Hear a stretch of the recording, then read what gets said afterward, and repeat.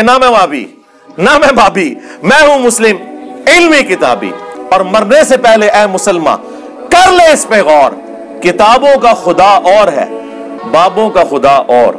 بابے بھی اسی خدا کو مانتے تھے لیکن ان کوالٹیز کے ساتھ نہیں جو پیغمبروں نے بتائی ہیں، جو آسمان سے نازل ہوئی ہیں، بلکہ اپنی تعلیمات کے ساتھ۔ اور اب بابوں کا حال یہ ہے، بابے تھے شے کوئی نہیں۔ علماء دیوبند کو یہ نہیں پتا تھا کہ بخاری مسلم میں حدیث ہے کہ اسلام کی بنیاد 5 چیزوں میں ہے، اس میں پہلی چیز ہے لا الہ الا اللہ محمد رسول اللہ۔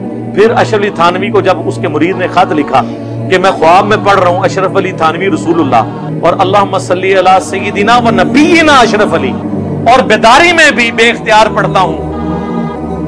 جب یہ خط لکھا گیا تو اشرف تھانوی کا کام تھا نا کہ اگرچہ تو بے اختیار تھا لیکن اللہ سے ڈر کہ اتنا بڑا شیطان تیرے تے فٹ ہو گیا ہے، تو اس نے کہا نہیں، تسلی ہے کہ تیرا پیر یعنی میں متبع سنت ہے، اس لیے میرے نام کا تو نے کلمہ پڑھا ہے۔ تو کیا اشرف تھانوی کو نہیں پتا تھا کہ اسلام کی بنیاد کلمے پہ اور میں کلمے پہ اٹیک کر رہا ہوں؟ اشرف علی تھانوی صاحب سے ایک بندے نے پوچھا نا 1400 کتابیں لکھ دی آپ نے، 1400 کتابیں پڑھنے نہیں لکھ دی آپ نے، اور ایک کتاب 4-4 6-6 جلدوں کی، اور ایک جلد 3-3 400 صفحوں کی۔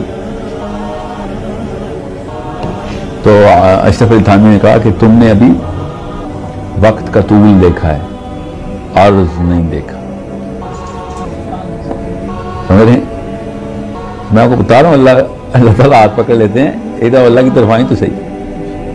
لوگوں کی کتابیں پڑھنا کیا پڑھنا ہوا، لوگ آپ کی کتابیں پڑھیں، یہ ہوا علم۔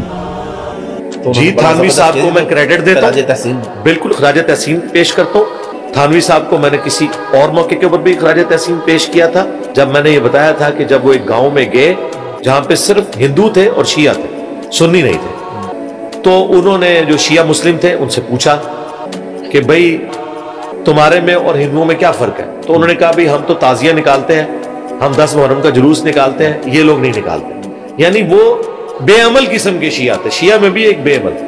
تو اشرف تھانوی صاحب جب وہاں سے اٹھے تو انہوں نے کہا کہ یہ جلوس تم نے نکالنا نہیں چھوڑنا، یعنی اسے انڈورس کیا کہ چلو ایک کمزور سے دھاگے سے اسلام سے تو رشتہ بندھا ہوا ہے نا، کبھی اللہ تعالیٰ ان کے اندر کوئی اس طرح کی اصلاح کا معاملہ کرے گا، ایٹ لیسٹ بت پرستی سے تو وہی بچے ہوئے ہیں نا، کہ انہوں نے یہ بدعت کو اڈاپٹ کیا ہوا ہے لیکن اسلام کے ساتھ ایک رشتہ تو جڑا ہوا ہے۔